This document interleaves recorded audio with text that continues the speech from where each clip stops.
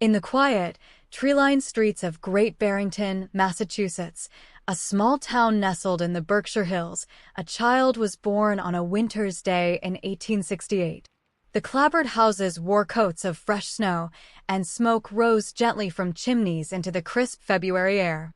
Inside a modest home on Church Street, Mary Sylvina Burghard du Bois cradled her newborn son, William Edward Burghard du Bois. The town, with its white-steepled Congregational church and one-room schoolhouse, was overwhelmingly white, yet young Will grew up with a sense of belonging, his sharp mind earning him the quiet respect of teachers and neighbors. The New England light, clear and honest, seemed to mirror the intellectual clarity that would define his life. He roamed the wooded hills, collected stones and flowers, and developed an early love for systematic observation, a habit that would later shape his revolutionary approach to understanding society. As a boy, Du Bois excelled in the integrated Great Barrington High School, where he was often the only African-American student. His teachers recognized his exceptional intellect and encouraged his love of literature, history, and language. In the amber glow of kerosene lamps, he devoured books, his young mind grasping complex ideas with ease. The community, though not free from prejudice, rallied to support his education when it became clear that college was his path. Local churches and prominent citizens contributed to a scholarship fund, enabling him to attend Fisk University in Nashville, Tennessee, a historically Black institution. This journey south in 1885, through the rolling hills and into the post-Reconstruction South, was his first visceral encounter with the harsh realities of Jim Crow.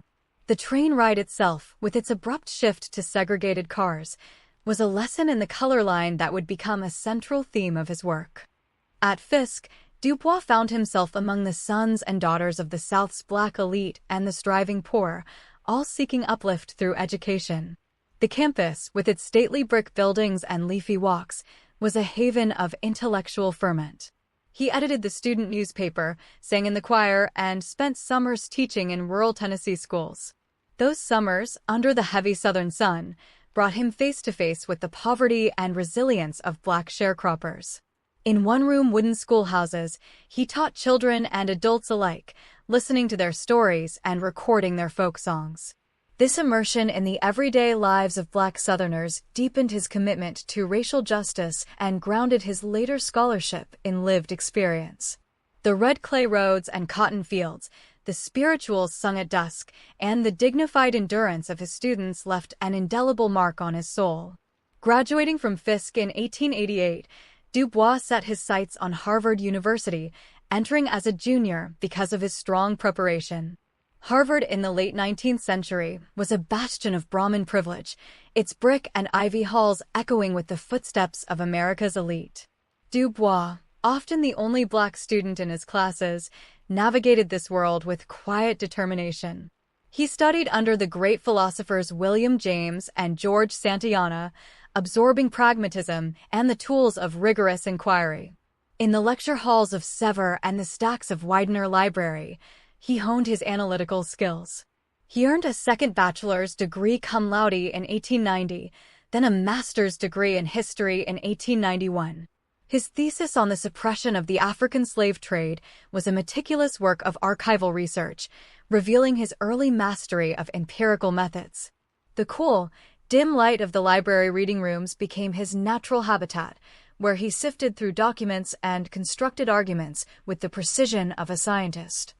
Eager to broaden his horizons, Du Bois traveled to Europe in 1892 on a Slater Fund Fellowship to study at the University of Berlin. The German capital, with its grand boulevards, neoclassical museums, and vibrant intellectual scene, opened a new world.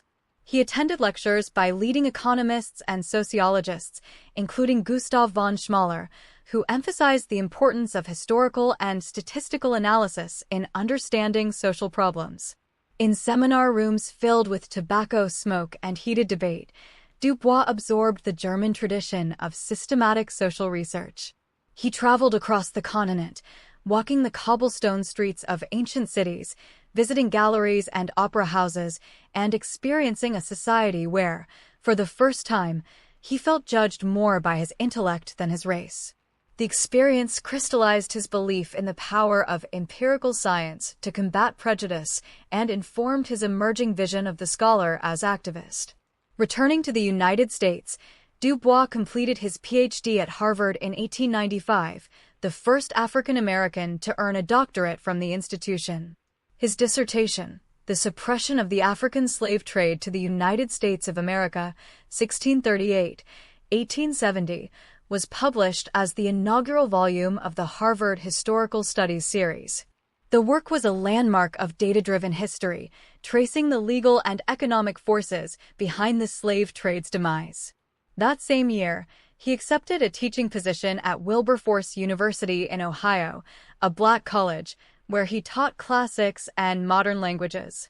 In the quiet of his study, surrounded by books and papers, he began to formulate the research methods that would define his career. The disciplined habits of mind forged in Great Barrington, Fisk, Harvard, and Berlin now converged. Du Bois stood at the threshold of a new century, armed with a profound faith in reason, a commitment to truth, and a deep love for his people, ready to wage a lifelong battle against racial inequality with the weapons of scholarship. Imagine the streets of Philadelphia's 7th Ward in the late 1890s. Cobblestones glisten under the flicker of gas lamps, and rows of brick row houses stand shoulder to shoulder, their stoops worn smooth by countless footsteps. This is the oldest and most densely populated black neighborhood in the city, a place where thousands of African Americans have built lives after migrating from the South. Yet, beyond the daily rhythms of street vendors and children playing, there is a deeper story, one of systemic neglect and hidden barriers. It is here, in 1896, that a young scholar named W.E.B. Du Bois arrives with a simple but radical idea: to study the community not through hearsay or prejudice, but through careful, scientific observation. He moves into the neighborhood, renting a room above a cafeteria, and begins his work. Every morning, he walks the narrow streets, notebook in hand, observing the texture of daily life. He notes the condition of housing, the types of employment, the schools, the churches, and the saloons. He is not there to judge, but to understand. This is the birth of a new kind of sociology, one grounded in the lived experience of people, not the assumptions of distant theorists. Du Bois and his team of assistants go door to door, conducting detailed surveys. They ask about family size, income, education, health, and criminal records. They map every alley and courtyard, documenting overcrowding and poor sanitation. The work is painstaking, and many residents are initially wary of this formally dressed stranger with his precise questions. But Du Bois is patient and respectful, explaining that he wants to reveal the true causes of the community's struggles. He believes that the problems facing Black Philadelphians are not due to any inherent failing, but to the structural barriers of discrimination, lack of opportunity, and historical disadvantage.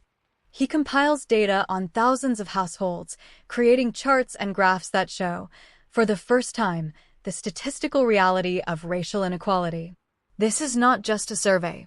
It is a deep, empathetic portrait of a community striving for dignity in a society that often denies it. The result of this immense effort is published in 1899 as the Philadelphia Negro, a social study. It is a groundbreaking volume, nearly 500 pages long, filled with maps, tables, and analysis. Du Bois meticulously documents how racial prejudice in employment forces many Black workers into low-paying, unstable jobs. He shows how discriminatory real estate practices lead to overcrowded and unsanitary housing. He traces the impact of inadequate schools and the lack of recreational spaces. Crucially, he refutes the popular racist theories of the time, which claimed that high crime rates or poverty among African Americans were biological or cultural defects.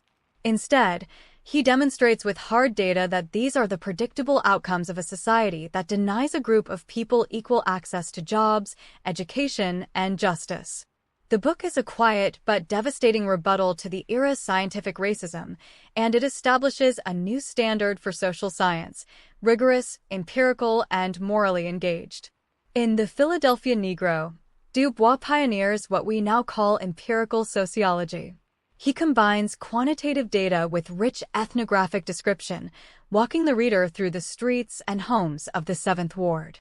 He classifies the population into 4 grades, not as a moral hierarchy, but as an analytical tool to show the diversity within the Black community, from the stable working class to the criminal class, and how social conditions shape each group.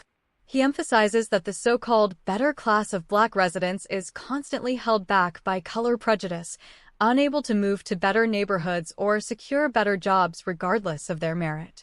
Meanwhile, the poorest are trapped in a cycle of poverty exacerbated by discrimination. His study is a powerful argument that the Negro problem is actually a white problem, a problem of prejudice and structural inequality that harms both Black and white society. This was a radical reframing, and it laid the intellectual groundwork for the civil rights movement decades later. Though The Philadelphia Negro is now celebrated as a classic, its initial reception was muted. The white academic establishment largely ignored it, uncomfortable with its implications. Du Bois, who had hoped to spark reform in city policies, was disappointed by the lack of immediate action. Yet, he had proven a point. He had shown that the scientific method, applied with rigor and humanity, could illuminate the darkest corners of social injustice. His work in Philadelphia was not just a study, it was a method, a way of seeing the world that insisted on truth over prejudice. He would carry this method forward, using data and reason to challenge the color line wherever it appeared. The narrow alleys and crowded courts of the 7th Ward became the laboratory for a new vision of sociology, one that refused to separate the pursuit of knowledge from the pursuit of justice. In the quiet of his rented room, surrounded by stacks of completed surveys, Du Bois had not just documented a community, he had laid the foundation for a century of scholarship and activism to come. In the soft glow of an early 20th century study, books line the walls, their leather spines worn from frequent use. Outside the window, the streets of Atlanta hum with the quiet rhythm of a city awakening. Here, W.E.B. Du Bois sits at a wooden desk, pen in hand, composing a work that will forever alter the American intellectual landscape. It is 1903, and the publication of The Souls of Black Folk is imminent. The air is thick with the scent of ink and old paper, a tangible reminder of the scholarly rigor that Du Bois brings to his task. He pauses, looking out at the morning light filtering through the leaves, and then returns to the page, determined to articulate the inner experience of being Black in a nation defined by a rigid color line. Du Bois opens The Souls of Black Folk with a profound and enduring question: how does it feel to be a problem? He introduces the concept of double consciousness, the sense of always looking at oneself through the eyes of others, of measuring one's soul by the tape of a world that looks on in amused contempt and pity. This internal duality, he explains, is the peculiar sensation of the Negro American: two souls, two thoughts, two unreconciled strivings in one dark body. He writes with a lyrical yet analytical prose, blending personal reflection with sociological insight. The book is not merely a collection of essays, it is a deep exploration of the spiritual and psychological toll of racism. Through its pages, Du Bois illuminates the yearning for self-conscious manhood, the desire to merge the double self into a better and truer self without losing the heritage of either. Central to his argument is the assertion that the problem of the 20th century is the problem of the color line. Du Bois traces the history of race relations from emancipation to the present, critiquing the failures of Reconstruction and the rise of Jim Crow. He emphasizes the importance of education and culture in the struggle for equality. In a chapter on Booker T. Washington, Du Bois respectfully but firmly challenges the prevailing philosophy of industrial education and accommodation. He argues that Washington's approach, while pragmatic, risks accepting an inferior status for Black people and relinquishing the demand for political power and civil rights. Du Bois insists that higher education for the most gifted is essential to develop leaders who can uplift the race. This belief crystallizes in his advocacy for the talented 10th, the idea that a college-educated elite would serve as guides and advocates for the masses. The concept of the talented 10th is rooted in Du Bois' own educational journey. Having studied at Fisk, Harvard, and Berlin, he saw firsthand the transformative power of rigorous intellectual training. He envisioned a network of Black scholars, teachers, and professionals who would not only achieve personal success, but also dedicate their lives to social progress. In a later essay, he would explicitly define the talented 10th as the best and most capable of their race, whom he called to leadership. This was not an elitist dismissal of the majority. Rather, it was a strategic recognition that in a society that denied Black people equal opportunity, a vanguard was necessary to break barriers and create institutions. Du Bois believed that from this group would come the poets, physicians, and philosophers who could articulate the race's aspirations and challenge the structures of oppression. Yet, Du Bois' vision was not without its limitations. In his early formulation, the talented 10th concept could be seen as overly reliant on a small cadre of leaders, potentially neglecting the agency and capacity of ordinary people. Later in life, Du Bois himself would revise this view, acknowledging that mass movements and grassroots organizing were equally vital. Moreover, his emphasis on classical education sometimes overlooked the dignity and necessity of vocational skills. However, at the time, his stance provided a powerful counter-narrative to the narrow training offered by industrial schools. It asserted that Black minds were capable of the highest levels of abstract thought and creativity, a radical claim in an era of scientific racism. The Souls of Black Folk thus stands as both a literary masterpiece and a sociological landmark, weaving together history, music, and personal testimony to make an irrefutable case for justice. As the sun sets over the Atlanta University campus, Du Bois closes his manuscript. The final chapter, The Sorrow Songs, reflects on the spirituals, those haunting melodies born of slavery that carry the hope and grief of a people. He hears in them the voice of exile and the promise of a better world. The book is a call to consciousness, a demand that America confront its own soul.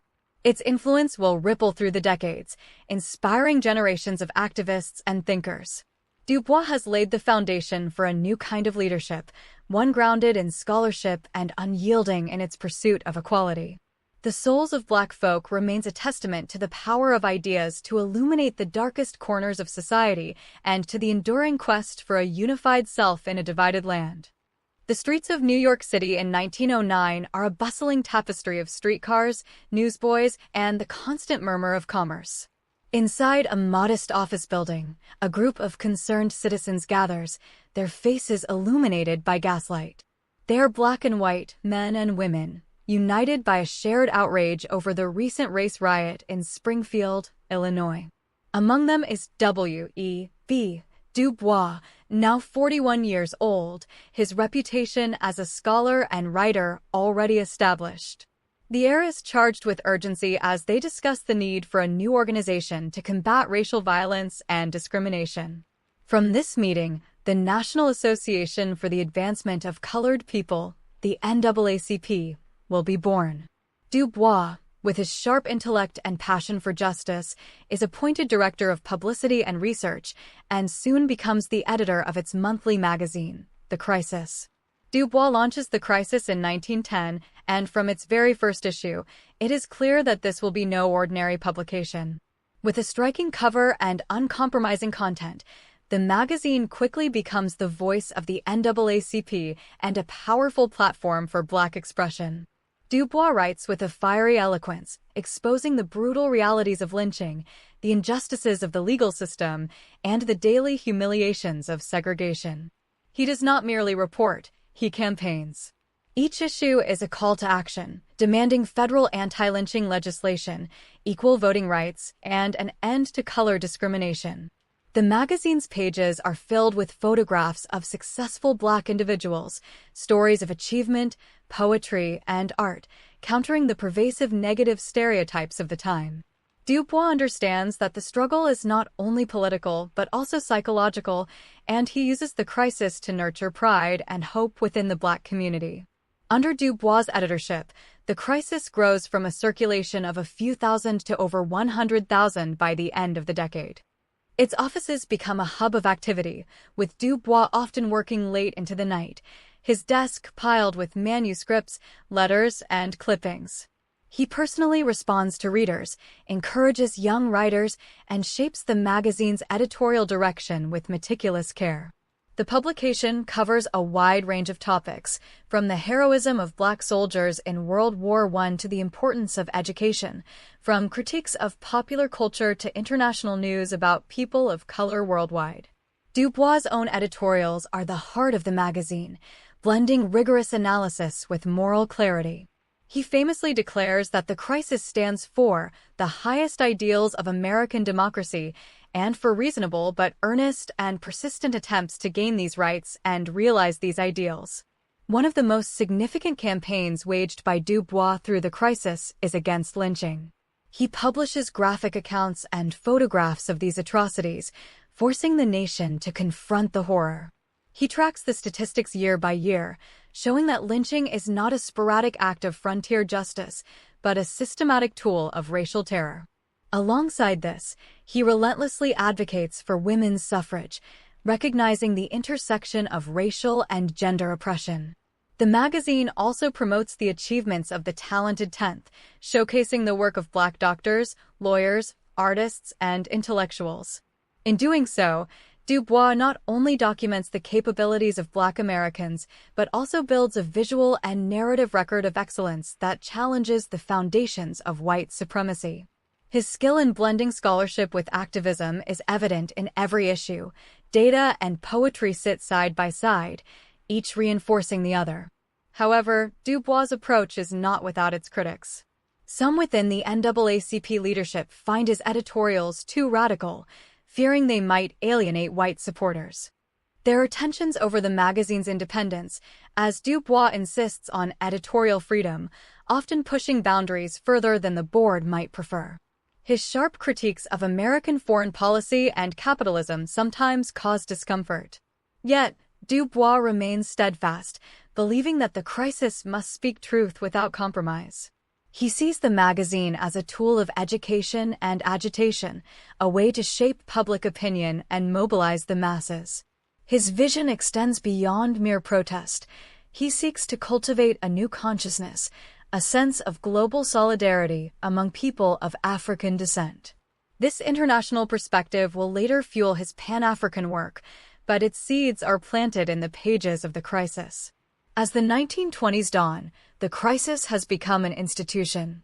Its influence reaches far beyond the NAACP's membership, shaping the Harlem Renaissance and inspiring a new generation of activists. Du Bois' portrait, with his signature goatee and spectacles, is recognized across the country. He has demonstrated that a magazine can be both a weapon and a work of art. Through his editorship, he has given a platform to voices long silenced and built a documentary record of a people's struggle and resilience. The office lights may burn late, but Du Bois knows that each issue is a small victory against the darkness. The crisis remains a testament to the power of the written word to challenge injustice and to the enduring need for a free and courageous press in the fight for civil rights. Imagine a crisp February evening in Paris, 1919. The Great War has just ended, and the city is bustling with diplomats reshaping the world. In a modest meeting room at the Grand Hotel, a group of 57 delegates from 15 nations gathers. At the center stands a distinguished man with a carefully trimmed mustache and a penetrating gaze, W.E.B. Du Bois. He has convened the first Pan-African Congress, a bold attempt to ensure that the voices of African and African-descended peoples are heard at the peace negotiations. The room hums with a mix of hope and urgency as Du Bois calls for international oversight of former German colonies in Africa and demands that the rights of Black people everywhere be recognized. This moment marks the beginning of a global vision that would define much of his life's work. Du Bois had long understood that the color line was not just an American problem, but a world problem.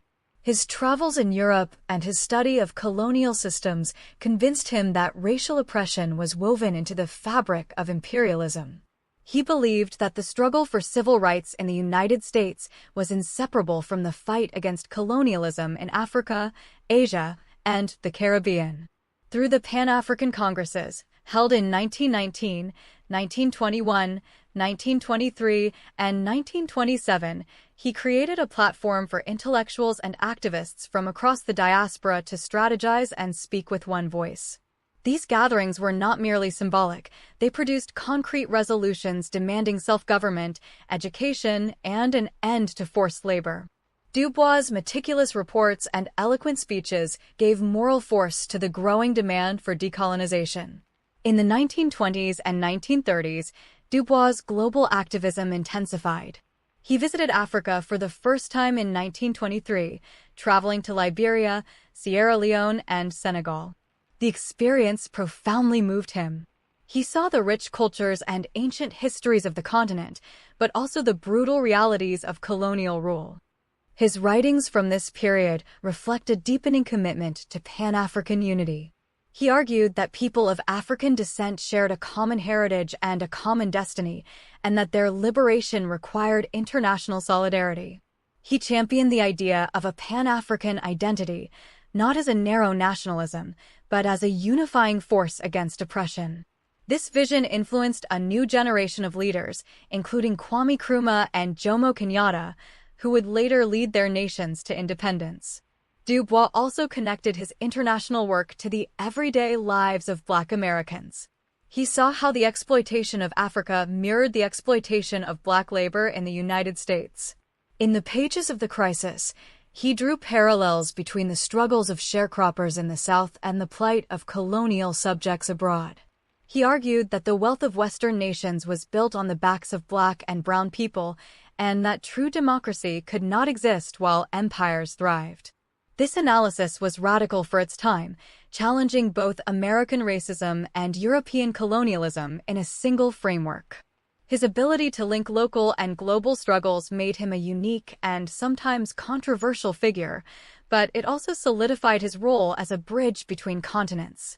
As the world lurched toward another war, Du Bois continued to advocate for peace and racial justice. He recognized that fascism and colonialism were twin evils, and he called on the Allies to commit to ending racial oppression at home and abroad. During the Second World War, he helped organize the Fifth Pan-African Congress in 1945, held in Manchester, England. This Congress was pivotal, attended by many future African leaders and marked by a more militant demand for immediate independence. Du Bois, now in his late 70s, was hailed as the father of Pan-Africanism. His decades of work had seeded a movement that would soon reshape the world map. Yet Du Bois' global vision also brought challenges. His outspoken criticism of Western imperialism and his later embrace of socialism made him a target during the Cold War. The U.S. government viewed his international connections with suspicion, and his passport was revoked for several years, limiting his travel. Despite these obstacles, he never wavered in his belief that the fate of Black people in America was tied to the fate of all colonized peoples. He saw Pan-Africanism not as a retreat from American struggles, but as an expansion of them, a recognition that justice must be universal to be real. His legacy in this arena is immense, laying the intellectual and organizational groundwork for the African Union and the global civil rights movement. As we reflect on Du Bois' Pan-African vision, we see a man who dared to imagine a world where the color line was erased not by assimilation, but by solidarity and self-determination. He taught us that the fight for dignity knows no borders, and that the arc of history bends toward justice when we bend it together. His life reminds us that, even in a world of vast empires and entrenched power, one voice, joined with many, can change the course of nations. Picture a quiet evening in Accra, Ghana, in the early 1960s. The tropical air is warm and heavy with the scent of frangipani. In a modest bungalow, an elderly man sits at a wooden desk, pen in hand, surrounded by stacks of papers and books. It is W.E.B. Du Bois, now in his 90s, his hair white and his movement slow, but his mind still sharp. Outside, the sounds of a newly independent nation hum softly, a nation he has chosen as his final home. Invited by his old friend Kwame Nkrumah, Du Bois is working on the Encyclopedia Africana, a monumental project to document the history and achievements of African peoples. This peaceful scene belies the stormy path that brought him here, a path marked by controversy, resilience, and an unyielding pursuit of justice. In his later years, Du Bois' political views grew increasingly radical. He had long believed that capitalism was inherently tied to racial exploitation, and by the 1940s, he openly embraced socialism. He argued that only a planned economy could ensure equality and that the Soviet Union, despite its flaws, offered a model for dismantling colonialism and racism. This stance alienated many former allies and drew the attention of the U.S. government. During the Red Scare of the 1950s, at the age of 83, Du Bois was indicted for failing to register as a foreign agent due to his work with the Peace Information Center, which advocated for nuclear disarmament.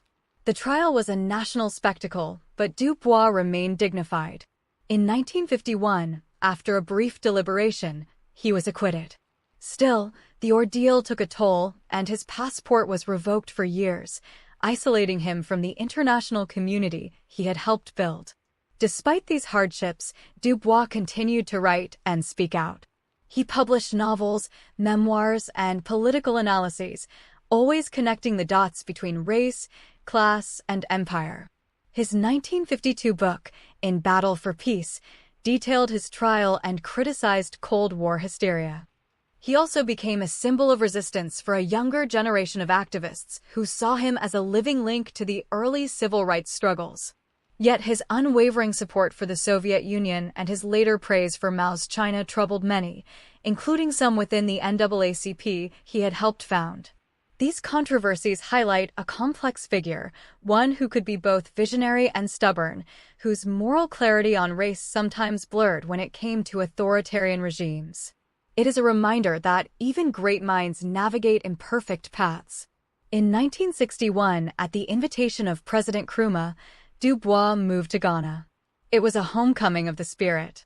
He renounced his American citizenship and became a Ghanaian citizen. There, he worked on the Encyclopedia Africana, seeing it as the culmination of a lifetime of scholarship and activism. He wanted to create a work that would correct centuries of erasure and give Africans and the diaspora a sense of pride and identity. Though he would not live to complete it, the project itself was a testament to his enduring belief in the power of knowledge. On August 27, 1963, on the eve of the March on Washington, Du Bois died peacefully in Accra. His passing was mourned worldwide, and the crowd at the march observed a moment of silence in his honor.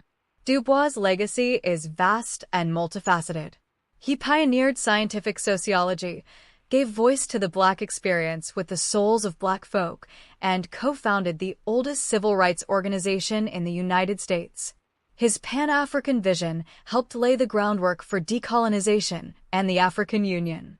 Yet his later political choices remain a subject of debate. Some see his socialism as a logical extension of his anti-racism, others view it as a tragic misstep. What is undeniable is that Du Bois forced America and the world to confront the deep structures of racial inequality. His insistence on rigorous evidence, his eloquent advocacy, and his global perspective changed how we understand race and justice. Today, his ideas continue to resonate. Scholars revisit his work on the color line and double consciousness to make sense of contemporary issues. Activists draw inspiration from his fusion of thought and action. His life reminds us that the quest for justice is often messy and that heroes are human, with flaws and contradictions. But it also shows us the power of a life dedicated to truth and equality. Du Bois once wrote, "The problem of the 20th century is the problem of the color line." His life's work was to erase that line, and though it persists, his efforts brought us closer to a world where all people can stand in the light of dignity and freedom.